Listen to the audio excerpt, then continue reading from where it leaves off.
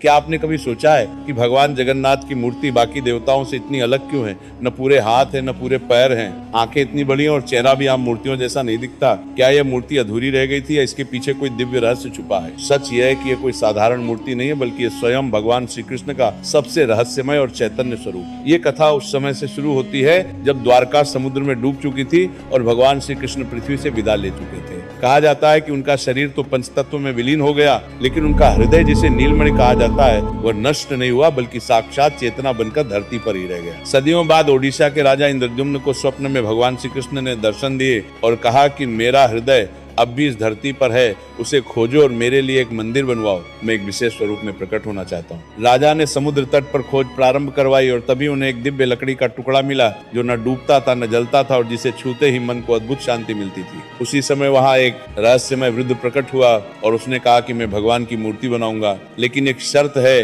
कि 21 दिन तक कोई भी द्वार नहीं खोलेगा। यदि द्वार खोला गया तो मूर्ति अधूरी रह जाएगी। राजा ने वचन दिया, द्वार बंद हुआ और भीतर से कई दिनों तक आरी और हथौड़े की आवाज आती रही। फिर अचानक सब कुछ शांत हो गया। दिन बीतते गए और राजा का मन विचलित होने लगा। 15वें दिन राजा ने द्वार खुलवा दिया। अंदर वृद्ध नहीं था, वह ऐसे गायब हो चुका था जैसे कभी आया ही न हो। लेकिन वहाँ 3 मूर्तियां थी, भगवान जगन्नाथ, बलभद्र और देवी सुभद्रा। मूर्तियां अधूरी थी, न पूरे हाथ थे, न पूरे पैर थे और आंखें बड़ी बड़ी थी। राजा घबरा गया और सोचने लगा कि क्या मुझसे कोई अपराध हो गया। तभी आकाशवाणी हुई कि राजन, तूने द्वार समय से पहले खोल दिया, लेकिन यही अधूरा स्वरूप मेरा सबसे प्रिय स्वरूप है। यही मेरी लीला है और इसी रूप में मैं इस युग में पूजित होऊंगा। तभी से पुरी में भगवान जगन्नाथ इसी दिव्य स्वरूप में विराजमान है और हर वर्ष संसार की सबसे भव्य रथ यात्रा निकाली जाती है। कमेंट में जय श्री जगन्नाथ जरूर लिखें।